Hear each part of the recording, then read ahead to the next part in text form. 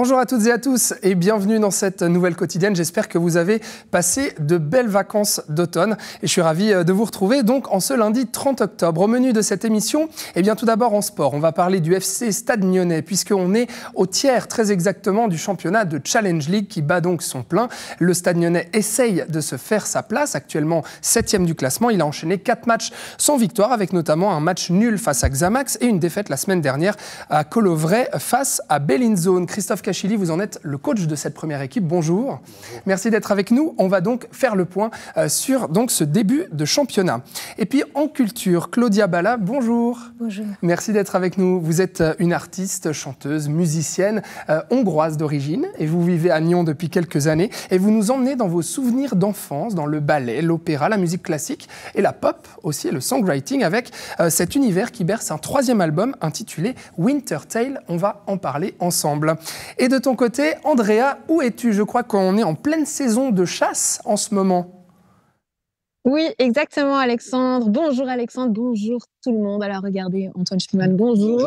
Vous êtes éleveur et chasseur. On est justement juste à l'entrée de votre parc de Cervidé, ici derrière, qui a ouvert en 2011. Et comme le disait Alexandre, si on est venu vous voir, c'est parce que c'est évidemment la période de chasse. Alors, c'est un petit peu triste, non ? On parle de chasse, on voit ces beaux cervidés derrière vous, ça vous fait plus mal au cœur ? Alors d'abord, il ne faut surtout pas mélanger la chasse et l'élevage. Ouais. C'est deux choses différentes. Simplement, ce qui fait la différence, c'est que c'est exactement les mêmes animaux et qui sont des animaux absolument superbes et qui peuvent être élevés comme des animaux sauvages. On ne s'en occupe pas et ils vivent comme en liberté.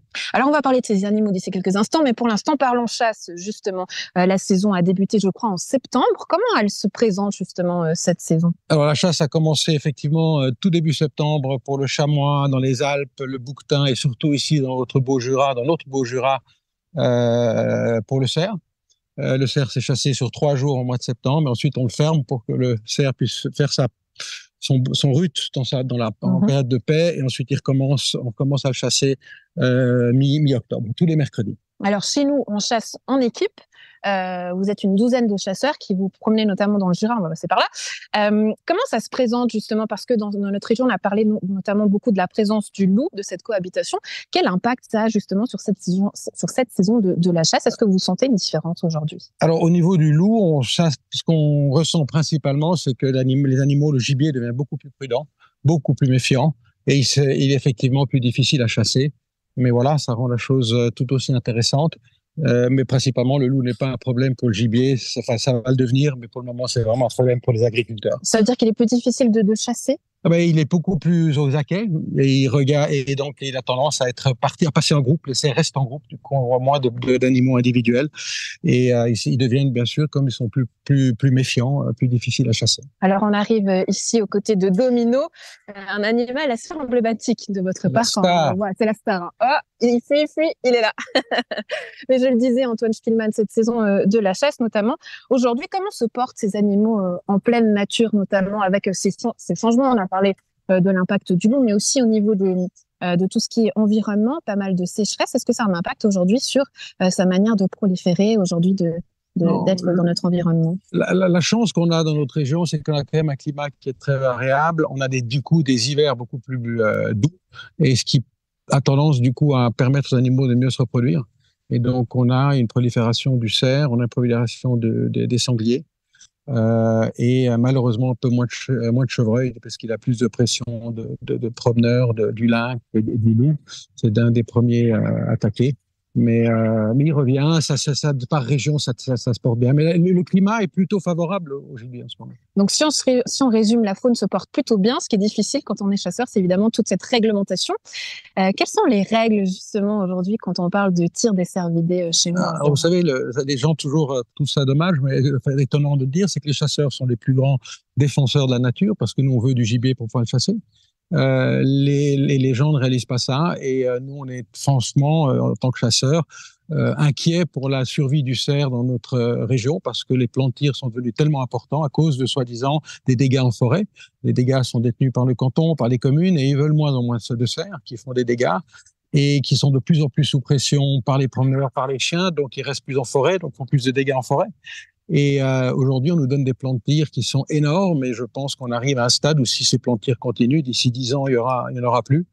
et en plus avec le loup. Et donc, à ce moment-là, on pourra dire c'est le chasseur qui a tout tué. Et je vous garantis que c'est pas le chasseur qui aura tout tué, c'est les législations qui nous poussent. Parce que si on ne fait pas, si on ne fait pas nos plans de tir, en général, ce sont d'autres personnes qui viendront le faire après la chasse. C'est-à-dire, vous êtes tenu à quoi, par exemple? Est-ce que vous avez, vous me donner une idée des règles que vous devez actuellement suivre? Dans la belle région de la Dôle, ici, il y a environ 7 équipes de 12 chasseurs qui chassent. Et chaque équipe peut tirer 13 cerfs. Donc, ça fait un grand nombre de cerfs. Et surtout, c'est la quantité de mâles, par exemple, qu'il avait tiré cette année. On parle de 5 mâles sur 13 cerfs. Et ça, c'est des quantités qui montrent vraiment qu'on veut une réduction absolue de cette population par les forestiers. Ça peut paraître quelque part absurde parce qu'aujourd'hui, Antoine Spielmann, vous en faites quand même votre business. C'est-à-dire que vous vendez aujourd'hui ce gibier à des clients. Alors, là, encore une fois, c'est un business, tout à fait. Non, c'est un hobby qui coûte rien. Voilà ce que ma femme appelle, c'est un hobby qui coûte rien. Et ça me permet d'avoir mon animal préféré près de chez moi. Et effectivement, c'est grâce aux agriculteurs de la région qui font de la vente à la ferme, qui font écouler qui écoulent mes cerfs. Les restaurants n'en prennent pas. Les restaurants, les gens, encore une fois, ça montre l'absurdité de notre monde. Ils servent la chasse dès le 1er septembre, alors que la chasse ouvre le 1er septembre. Donc, on se demande où ils prennent leur gibier. Et il suffit de regarder sur les cartes et vous verrez que le cerf vient de Nouvelle-Zélande, alors qu'on est actuellement en été en Nouvelle-Zélande. Donc, donc, vous servez même dans le Valais ou dans les restaurants, vous trouvez du cerf de Nouvelle-Zélande. Et ça, c'est ma foi un problème. Mais pourquoi? Parce que vous coûtez trop cher? Comment est-ce qu'on explique Probablement, c'est que le consommateur n'est pas prêt à payer. Dernièrement, une toute belle école ici de la région, j'ai voulu leur proposer du cerf parce qu'ils font 2 ou 3 menus par saison. C'est une très bonne idée pour que les enfants apprennent pour manger du cerf. Eh ben, ils ont refusé parce que c'était trop cher. Alors, à 2-3 francs le kilo, je veux dire, c'est l'argent. L'argent, c'est beaucoup. Vous le disiez sur le ton de la rigolade que c'est un hobby qui ne coûte rien, mais je crois qu'en termes d'investissement, lorsque vous avez ouvert votre parc en 2011, c'était environ 200 000 francs. Est-ce que j'ai juste? Oui, à peu près avec l'abri, etc. Ouais. Oui, aujourd'hui, combien ça vous coûte justement pour entretenir ce parc? Je sors un petit bénéfice de 2-3 000 francs par année. D'accord. Votre marge, elle est de combien? Vous pouvez faire le calcul. Non, ma marge, ça dépend combien je dois. Là, c'est en moyenne. Il y a des années où je perds quand j'ai très peu d'herbe. Là, je suis très content de voir que l'herbe est redevenue très verte parce qu'ils étaient venus cet été, il n'y avait plus rien. Donc, on doit nourrir plus de sec que je dois acheter aux agriculteurs ou vice-versa. Là, donc, si vous voulez, c'est vraiment ce qui dépense que je dois soit investir en tant que temps, que je calcule pas, mon temps à moi, et bien entendu, les aliments supplémentaires que je dois donner si j'ai pas l'herbe pour être autosuffisant. D'accord. Bon, alors on va aller justement nourrir les bêtes, Antoine Spielmann. On va se retrouver d'ici quelques instants. Regarde, Alexandre, on s'approche un petit peu de Domino. Il s'est un petit peu calmé. À tout de suite. Il a l'air de bien t'aimer, Domino, quand même, je dois dire, Andrea. Oui, merci. Je l'entends, il a un petit souffle chaud, regarde. Ah, il fait même des bisous. Bon, écoute, profite bien. Et puis, merci de nous faire visiter donc ce parc d'élevage de cervidés donc à Chaiseray. On se réjouit de voir la suite, Andrea. Et on passe tout de suite au sport. Avec vous, Christophe Cachilly, je vous en prie, rejoignez-moi. Voilà, sur ce plateau, on va parler du Stade Lyonnais. Vous en êtes entraîneur de cette première équipe qui évolue depuis l'été passé en Challenge League. Donc c'est tout nouveau, ce tout premier championnat de Challenge League pour vous, pour le Stade Lyonnais cette saison. Alors vous tentez de faire votre place après la Promotion League. Là actuellement vous êtes 7e, c'est ce que je disais en introduction, 7e sur 10 donc au tableau. On va faire un petit bilan un peu au tiers de cette saison donc, qui a démarré avec vous. Mais déjà alors le dernier match en date c'était face à Bellinzone, score de 3-2 en la faveur de vos adversaires, Bellinzone, avec un match vraiment qui tenait en votre faveur jusqu'à la dernière minute j'ai envie de dire. Et puis la tendance a été renversée. Avait un petit goût amer dans la bouche la semaine passée, j'imagine, Christophe Cachilly. Aujourd'hui, ça va? Ouais, c'est des week-ends difficiles. Le scénario, le contenu, il y a beaucoup d'éléments qui ont fait que le week-end a été compliqué, que ce soit pour le staff, les joueurs ou pour moi. C'est un match qui est, on va dire, à l'image du début de championnat. On fait des choses qui sont très intéressantes dans le jeu, dans la production, on garde nos principes. Je pense qu'on est une équipe qui est agréable à voir jouer parce qu'elle est fidèle justement à ses principes, une équipe dynamique. Mais par contre, on manque aussi cruellement de présence dans les deux surfaces de vérité et également d'expérience et de maturité dans des moments clés du match. Les moments clés du match, c'est des moments où on doit être un petit peu plus concentré, un petit peu plus lucide. Et nous, À l'inverse, on est un petit peu moins concentré et l'erreur individuelle est moins évitable, on va dire.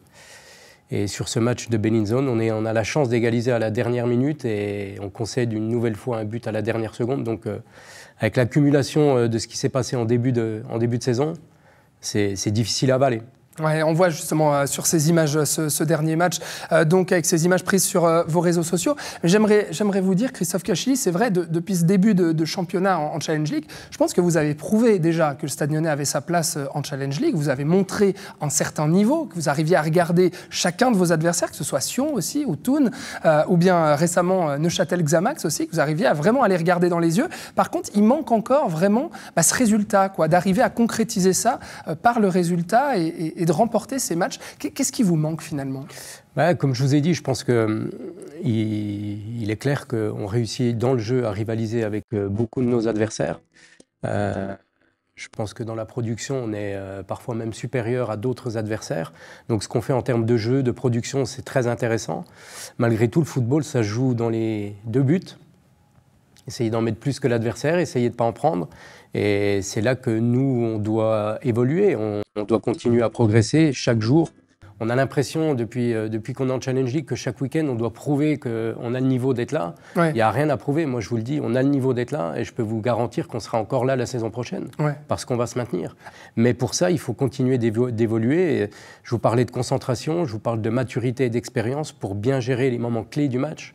Le début de match, le début de la seconde mi-temps, les fins de match, les dernières secondes, où on doit être encore plus concentré. Nous, on est peut-être défaillant dans ces moments-là parce qu'on est peut-être trop nerveux, on a envie aussi souvent de trop bien faire. Et parfois, on est rattrapé par le stress et on commet des erreurs individuelles. Nous, pour marquer, il faut vraiment qu'on se dépasse. Par contre, nos adversaires profitent de la moindre erreur pour nous punir. Vous est fatale. Et on est dans l'apprentissage perpétuel. Mais voilà, il est temps d'arrêter de vouloir prouver qu'on a notre place, parce que moi, je vous le dis, on est à notre place. Bon, alors actuellement, justement, cette place, 7e sur 10 au classement. Bon, vous êtes quand même à 4 points du dernier, Chafouz, donc il va falloir se battre justement pour ne pas arriver en fin de tableau. Quel est justement votre sentiment pour l'instant ? Est-ce que vous vous dites, pour le moment, au tiers de ce championnat, devoir accompli, on a montré qu'on avait notre place, ou bien est-ce que vous vous dites, bon, là, on est quand même pas loin du bas de tableau, va vraiment falloir mettre les bouchées doubles pour remonter ? Alors, pour être honnête, je ne regarde pas beaucoup le classement, mais je l'ai vu avant de venir, parce qu'il faut quand même prendre des informations. Je crois qu'on est à 4 points de la dernière place, mais à 3 points de la 3e aussi. Donc c'est relativement serré. Mais je ne pense pas qu'on avance et... En général, vous ne regardez pas le classement, vous Non, dites. très peu, très peu. Parce que je n'ai pas envie de mettre une pression en plus à mes joueurs, en plus à mon staff. On est toujours dans la recherche de la progression, donc je vous parle des secteurs dans lesquels il faut évoluer. C'est pour moi plus important que de savoir où on va se situer dans 2 semaines. Il y a 3 semaines, on aurait pu être 2e. Aujourd'hui, on va jouer chez l'équipe qui est dernière du classement. On peut se retrouver quasiment dernier. Ça ne change pas ce qu'on fait, ça ne change pas ce qu'on doit améliorer. Je pense qu'il ne faut pas se perdre là-dedans. Je pense qu'il faut plus donner d'importance à ce qu'on doit travailler, de ce qu'on doit améliorer. Alors justement, qu'est-ce qu'on doit travailler et améliorer ? Parce qu'il reste 6 matchs avant la pause hivernale, dont 2 rencontres, notamment face à Thun et Sion, qui sont les 2 leaders pour l'instant, qui sont au-dessus de vous, je crois, à peu près 10 points au-dessus de ce que vous avez actuellement. C'est quoi votre stratégie, Christophe Cachilly, là, avant la pause hivernale, et puis surtout pour le début d'année 2024 ? Qu'est-ce que vous avez analysé ? Qu'est-ce que vous visez ? Alors, il y a déjà une première certitude, c'est qu'on ne va pas chercher à changer quoi que ce soit. Enfin, il faut améliorer certains secteurs de jeu, mais Stade Lyonnais reste Stade Lyonnais. On ne pourra pas jouer contre Bellinzone, on ne pourra pas jouer comme Baden. Et ma fierté, c'est plutôt cette identité de jeu qu'on a, donc on ne va pas la changer parce que mes joueurs seraient perdus, et je ne pense pas que c'est le meilleur moyen d'y arriver. Il faut par contre garder la sérénité, garder la tranquillité. Et l'humilité, j'ai l'impression à vous entendre. Mais l'humilité, aussi. ça, on la perdra jamais. Donc on est là où on doit être et on sait qu'on est là parce qu'on a été humble à tout moment, chaque semaine. Et l'humilité vous amène aussi la remise en question et le travail. Il n'y a pas, on est, comme je vous dis, là où on doit être. Le travail paye toujours. Donc si on va aller plus haut, il faut travailler plus. Pour être encore une fois transparent, c'est ce que j'ai demandé à mes joueurs ce week-end. J'étais très en colère, j'y suis encore par rapport aux dernières sorties qu'on a pu faire. Mais maintenant, c'est fait, il faut regarder devant nous. la certitude, c'est qu'il faut garder la sérénité. Moi, je vous le dis, on sera en Challenge League la saison prochaine. Eh bien alors, on prend note de vos mots. Christophe Cachili, merci beaucoup d'avoir été avec nous. On vous souhaite donc bonne continuation dans cette saison de Challenge League qu'on va suivre bien sûr sur NRTV. Merci. Voilà, Andrea, alors tu retournes avec les cerfs. Alors je crois que tu vas les nourrir, c'est ça que tu me disais tout à l'heure. Montre-moi. Oui, alors pour l'instant, on est un petit peu caché, Alexandre, parce que je t'avoue qu'on a remarqué qu'ils ont un petit peu peur de notre iPhone. Je ne sais pas s'ils considèrent que c'est une arme. Donc on va essayer de s'approcher tout gentiment. Regarde, ils sont là en train de manger. Tu les vois, on va s'approcher tout doucement, Antoine. Vous me disiez, vous devez les nourrir uniquement 2 fois par semaine. Oui, c'est surprenant. c'est des animaux qu'on nourrit vraiment que 2 fois par semaine.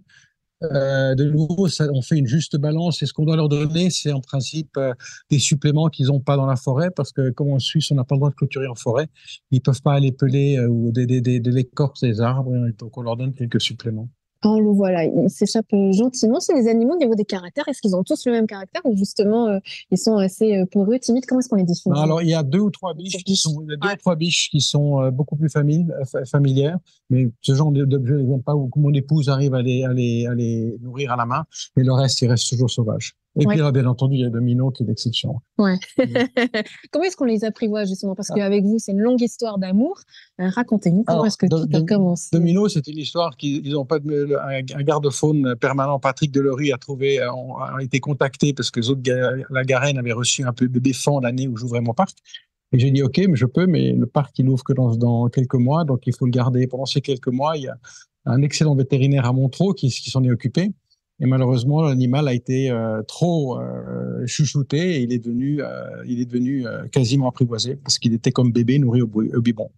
Et puis ce jour-là, le problème d'un cerf apprivoisé, c'est parfois vous terminez à l'hôpital comme moi l'année dernière parce qu'il vient et il veut être trop gentil et il veut jouer avec ses bois extraordinaires et puis ça peut être dangereux.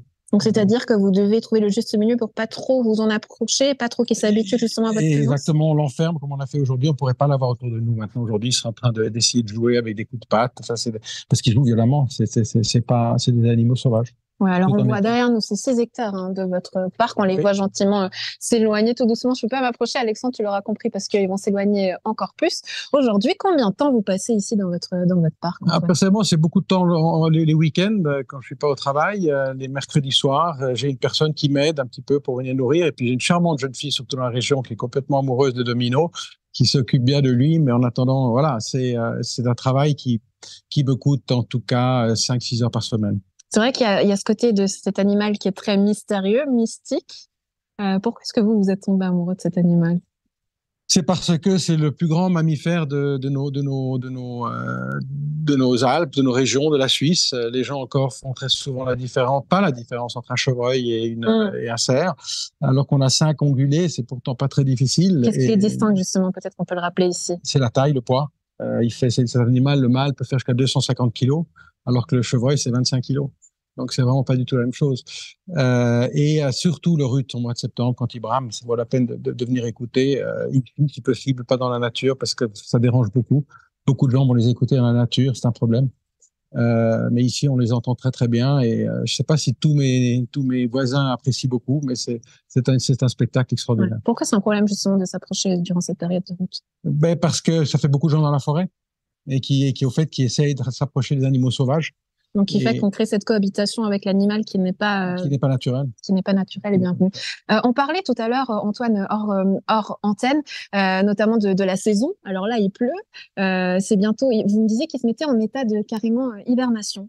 Alors, lorsqu'il est en hiver, le cerf mange très peu et il se met. Il a des poils les poils du cerf sont, comment on appelle ça, creux. Donc, c'est comme un petit tuyau et ils arrivent à complètement s'isoler du froid et ils se mettent dans des couches de neige et ils ne bougent pas pendant plusieurs jours quand il fait très très froid. Cet abri, il l'utilise jamais, à part Domino quand il est un peu trop chaud ou trop froid. Et on met de la paille en hiver, mais c'est le seul qui l'utilise.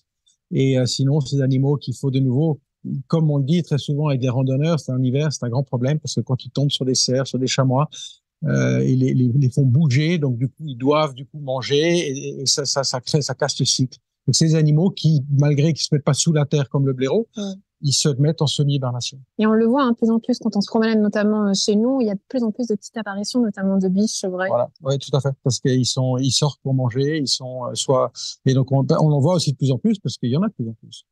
Antoine, merci d'avoir partagé ce moment. On le voit, vous êtes un réel passionné. N'hésitez pas donc à venir faire un petit tour ici du côté de Chaiseray pour voir ce joli parc. Très belle journée à tous. Salut Alexandre, salut tout le monde. Salut Andrea, merci. Et va nettoyer tes bottes surtout, parce que j'ai vu qu'il y avait pas mal de gâteaux avec le temps. Merci pour cette visite. On va passer tout de suite à la culture avec vous, Claudia Balla. Je vous en prie. Voilà, rejoignez-moi. On va parler de votre nouvel album Winter Tale. Vous pouvez vous asseoir juste ici. Voilà, je vous en prie. Merci d'être avec nous. Vous êtes donc une artiste, chanteuse. Winter Tale, c'est votre 3e album. Alors, je disais entre songwriting, opéra, ballet, musique classique, un petit peu de tout ça. Mais alors, cet album est pensé un peu comme un conte d'hiver, que ce soit thématiquement ou visuellement aussi. Pourquoi ? Tout à fait. Tout d'abord, merci beaucoup pour votre invitation. J'apprécie beaucoup. Donc, effectivement, c'est un album un peu atypique. Atypique en ce qui concerne le style, parce que c'est entre la musique classique et la musique pop. Et en général, mes albums précédents, c'était plutôt la musique pop. Et atypique parce que c'est un album de Noël aussi, mais on ne parle pas de Noël, on ne parle pas d'hiver, c'est vraiment l'ambiance qui fait suggérer que c'est Noël. Et c'est grâce à un chœur de 24 femmes qui dansent cette ambiance magique. Je suis très contente que j'ai pu travailler avec là. On va en reparler de ça justement, parce qu'effectivement c'est important, mais je vous propose qu'on écoute un extrait quand même. Voilà, la chanson s'appelle Drive, Claudia Balla, donc on écoute tout de suite ce que ça donne et on en parle après.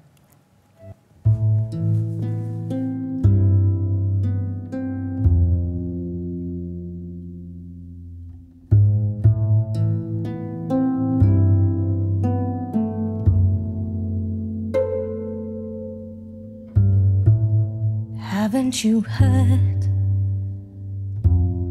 that I've left town? Haven't you noticed I'm no longer around? Empty streets echo my steps. Drunken rails are calling me back. The heavy air holds on to my chest. Give me a reason.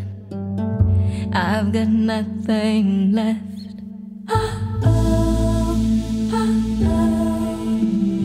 Freedom is an drive. God help us get out of life. Voilà ce single, donc Drive, issu de votre 3e album Winter Tale, Claudia Balla. Alors voilà, on entendait un petit peu cette ambiance très hivernale, effectivement, et on entendait ces chœurs. Alors 24 femmes, donc de la radio nationale hongroise. Comment ça s'est fait cette rencontre? Et puis pourquoi avoir choisi de faire intervenir 24 femmes comme ça qui chantaient sur votre disque? J'ai toujours voulu travailler avec un chœur et puis mon background de la musique classique m'a fait aussi penser d'oser ça. Et puis, je suis très contente qu'ils soient acceptés. En fait, le chœur et puis M. Pod, le conducteur, qui a accepté de participer à mon projet. J'aimerais aussi parler d'Alexander Boldachev, l'arpiste qui joue sur l'album. C'est un virtuoso qui habite à Zurich. Et je suis très contente qu'il a aussi accepté de participer à mon projet. Donc. Ouais. Ce projet, justement, quelle teinte a-t-il? Parce qu'on sent à la fois, on sent vos origines hongroises, votre passé dans la musique classique aussi, enfin, toute votre construction là-dedans. Vous avez commencé très tôt, la musique. Vous avez découvert la scène à 7 ans. Vous avez composé votre premier titre à 8 ans aussi. Mais il y a ce retour aux sources en Hongrie, mais aussi le fait que vous habitez aujourd'hui en Suisse. Comment est-ce que tout ça s'est mêlé dans votre musique? Oui, effectivement. Je suis venue en Suisse parce que j'ai une autre profession. Je suis médecin de base et j'ai fait ma formation ici, à l'UNIL. Et puis aussi, je me suis formée dans les hôpitaux de la région. J'ai longuement travaillé dans la région. En fait, je suis psychiatre. Et voilà, je pense que peut-être j'ai un peu dévié de Non, mais c'est très bien, parce que je voulais mais... en parler aussi. Mais ce que je voulais dire, c'est à quel point est-ce que vos origines hongroises et aujourd'hui votre situation en Suisse influencent votre musique? Je pense que c'est on ne peut pas les séparer les deux. Donc, je pense qu'en étant une personne, on peut avoir plusieurs façades, mais on ne peut pas avoir des comportements complètement distincts. Donc, il y a certainement une influence de vivre ici, parce que c'est un pays magique, féerique. Donc, puis voilà. Ouais, donc ça a peut-être influencé justement cet univers qu'on voit. Alors, vous l'avez dit vous-même, justement, vous êtes médecin, psychiatre, c'est ça. Comment est-ce qu'on allie justement à la fois cette profession et puis, du coup, le fait d'être artiste aussi, de créer de la musique, de sortir des disques, de faire de la scène? C'est pas évident, effectivement, mais vu que c'est toujours été une passion, comme vous avez dit, que j'ai commencé tôt, j'ai gardé ça toujours à côté. Et puis, bien évidemment, quand c'était toujours le travail qui est en premier plan. Il fallait bien faire tout ça. Mais quand j'avais un petit moment, et juste pour me ressourcer, j'ai tout de suite pris le piano. J'ai pas pris, mais je me suis mis à côté du piano. J'ai pris la guitare et puis j'ai commencé à écrire. Et puis, comme un loisir. Alors voilà, mais aujourd'hui, vous développez votre aspect musical et puis la scène en Suisse. Mais je crois qu'il y a aussi toujours la Hongrie, justement, où vous avez une certaine popularité en Hongrie. Oh, peut-être. Mais effectivement, j'essaie de retourner de temps en temps, vu que mes parents, ils habitent encore là. Ils sont maintenant à la retraite, mais ils sont à Budapest. Et j'aime bien retourner quand même de temps en temps voir mes amis et puis présenter ce projet, vu qu'effectivement, il y avait des racines hongroises assez prononcées. Surtout, on a même repris des chansons traditionnelles hongroises. Ah oui. Donc, c'est important pour moi de pouvoir présenter ça à mon public. Et puis, en même temps, j'aimerais quand même ajouter que j'ai pu travailler avec des artistes locales sur cet album. Ah oui, il y a Sonia Grimm notamment. Oui. C'est vrai qu'on n'attendait pas dans votre registre spécialement. Comment ça s'est fait cette rencontre et ce travail?